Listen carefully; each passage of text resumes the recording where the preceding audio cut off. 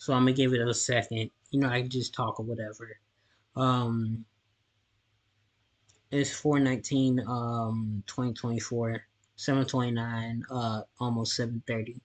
I got home around 7 o'clock. I spent a little time at work, talking to some girls. They was new. I ain't never talked to them before. Well, girl plus another girl. I was trying to set something up with the other girl, but she was like, she going out of town, doing her rounds, her coochie. No, okay, that's too much. Nah, she was just going out of town. She said there was a wedding in my hometown of Nashville, Tennessee. It was all good. It was all good. We talked for a minute about life and stuff. Well, it's whatever. Anyways, I think we're ready to get into this one. Let me go to the home screen. Let me load my profile up again. All right, this is bad news for Roman Reigns. Let's get right into it. We have some bad news for Roman Reigns. There's a new report on when he's coming back to the WWE, and it does not sound like it's going to be anytime soon. WrestleVotes tweeted this saying, I'm told that although Roman Reigns will be off TV for an indefinite period of time, he will still have substantial creative input in the evolving Bloodline storyline over the course of the next few months. Being out for an indefinite period of time does not sound good. We should not expect to see Roman Reigns return until the episode where he's actually being advertised to come back, which is August 2nd. This is the SmackDown before SummerSlam. That means we are not seeing the Tribal Chief for another 5 months, which is a shame. It's this not bad. part-time version of It's Roman almost made. is so hard to watch. It's hard because he's one of the best things in pro wrestling right now. And when he's on TV, you know you're in for a great segment or you're in for a great match. However, the fact that we see him for a limited amount of times makes it hard because we barely see him, and that just makes us wanting him even more. Like when you get a good segment or a good match out of him, you realize you need to wait 5 more months for the next one, and it's just a double-edged sword. No, it's bro. like, why couldn't Roman just be booked like this from the beginning? Like, bro, I'm thinking to myself, bro, how y'all don't want Roman Reigns? Y'all want him as champion, then y'all want him around. Then y'all want him as champion, but y'all want him around a lot more. But then he's not around not a lot more, and he's not the champion, and y'all feel bad that he's not around, bro. Hey, y'all notice I got the Soul Skull T-shirt on? I just want to point that out. Like, bro, look at the Sephiroth fight too. The problem, bro. We got a problem. Especially when he was a full-time wrestler, things would have been so great. Anyways, with that being said, there was this picture of Roman Reigns that came out showing that he's doing some work in Hollywood. Could this mean that he's making the transition out of the WWE and into Hollywood, joining the likes of John Cena, Batista, and The Rock? Probably not, but it is interesting to see him take on new projects. Hopefully it works out for him. The one good thing about that WrestleVotes report is that he's going to be working on the creative side of the Bloodline storyline. Cool.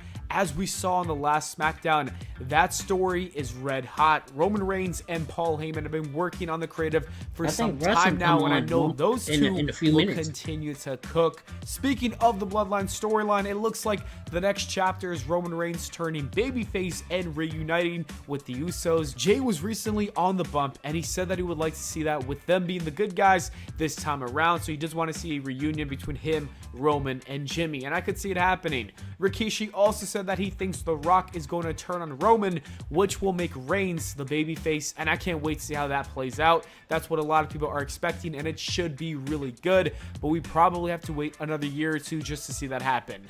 Anyway, speaking of Roman Reigns, it was reported that he was actually planning to lose the belt in 2023 at WrestleMania 39. The Wrestling Observer newsletter reported this. The original plan at last year's WrestleMania was for Cody Rhodes to defeat Roman Reigns. Both Vince McMahon and Paul Levesque were on board with the return from pec surgery and the title win.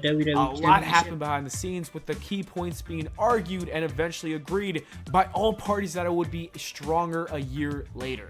It was also argued that keeping Reigns as champion would open up a key storyline to make Jey Uso into a major single star and merchandise draw as a babyface. While Vince did make the call, Levesque was on board with the call, and there were no significant issues with the decision. It was said that it was absolutely not Vince overruling Levesque and forcing the decision. This was a good decision. Many people were unhappy with the decision at the time last year. I remember everybody panicking and freaking out about it, but I think it's safe to say that this was the right call. This year's WrestleMania main event is legitimately one of my favorite endings, if not my favorite ending in any wrestling match of all time. You cannot tell me that Cody losing last year was not worth this moment. We saw John Cena, we saw The Rock, we saw The Shield, Seth Rollins, and The Undertaker all come back to participate in this match.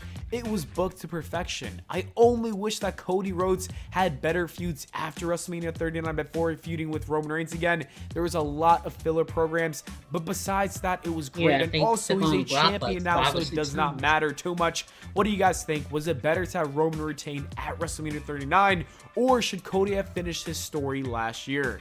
Moving on from Roman and Cody, and we have an update on Drew McIntyre and his WWE contract status. Fightful reported this last week. Drew McIntyre's contract is up in late May and has not been extended as of yet. However, the Wrestling Observer newsletter reported this earlier today. Those in WWE expect Drew McIntyre to re-sign with WWE, seen as enough of a given as he's being advertised on shows past contract expiration.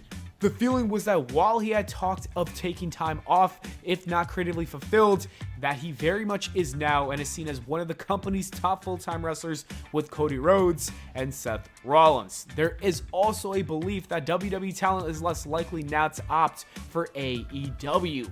Even before reading this report, I had a strong feeling that he was going to re-sign with the WWE, and that's because Drew McIntyre does indeed feel like a top 5 star in the company right now. His ongoing feud with CM Punk is probably the best thing going on in wrestling right now, and Punk isn't even cleared to wrestle. On top of that, he's also going to be the world champion very soon. It is obvious that the WWE is going to give him that belt back sometime in the near future. Being the world champion and being a top star is more than enough reasons to stay with the WWE. I'm also sure that they're going to pay him even more money than before because he has a new star power to him. I can't see him leaving for AEW. If anything, I would see him taking a short break to spend time with family before signing a new contract and coming back and feuding with CM Punk and then going on to become the world's heavyweight champion. WrestleMania has taken place in March or April for a long time now, and that tradition might be coming to an end. As reported by Fightful, there has been some discussion about possibly holding WrestleMania in May next year, including many other options. This comes after Nick Khan also said this about WrestleMania 40 and the cold weather that the fans experience. Going on in April at an outdoor stadium on the East Coast, assume you're not going to see that again. Going up against the Final Four Saturday night games, assume you're not going to see that again. Not only is it about the weather, but the WWE wants even more reviews, and it's also about avoiding the Final Four Saturday night games, and I like this decision. Some people are against it, but I'm not. WrestleMania in New York on a nice day in May sounds like the vibe, because I was at WrestleMania 35 and it was brick and I was freezing. I was not happy about the weather at all, and I know while change can be scary, I think this is a great idea, and Nick Khan is all about making the best decisions for the WWE. This seems like one of them. The only weird thing is that WrestleMania and SummerSlam would be a little bit closer to each other, but at the end of the day, I'll still choose nice weather because weather is very important, and honestly, the cold just kills the crowd. And finally, there's a new report on Chad Gable and his future after turning heel on Sami Zayn in Montreal. It's being reported on the Wrestling Observer newsletter that Gable is expected to join forces with the Creed brothers and create a new faction. The WWE is really running back that Kurt Angle in the world's greatest tag team run, but this time it's going to be with Chad Gable and the Creed brothers. Will there be comparisons saying that this is too similar? Probably, but does it matter? No, I don't care. Chad Gable along with those brothers could be really good. I'm going to be completely honest with you guys. I think Kurt Gable, especially with the Creed brothers now, could become big for the WWE, and Chad Gable could even become world championship material. And just think about a feud between Chad Gable and Cody Rhodes. That would cook. The Creed brothers also get so much more credibility joining Gable, and they could even win the tag team championship soon. This is a great idea, and I am all for it. Anyways, that is it for today, guys. Thank you so much for watching. I hope Otis you could be enjoyed our it. big buff man.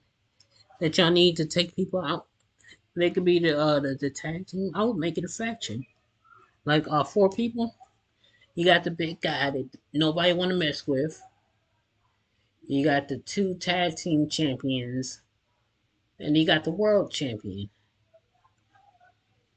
So security champions, um, world champion. You can even turn Otis into like a United States or the Intercontinental champion if you wanted to. Like get Otis out there. It'd be crazy if Otis lost like some weight and he was like in the shape that Gunther's in.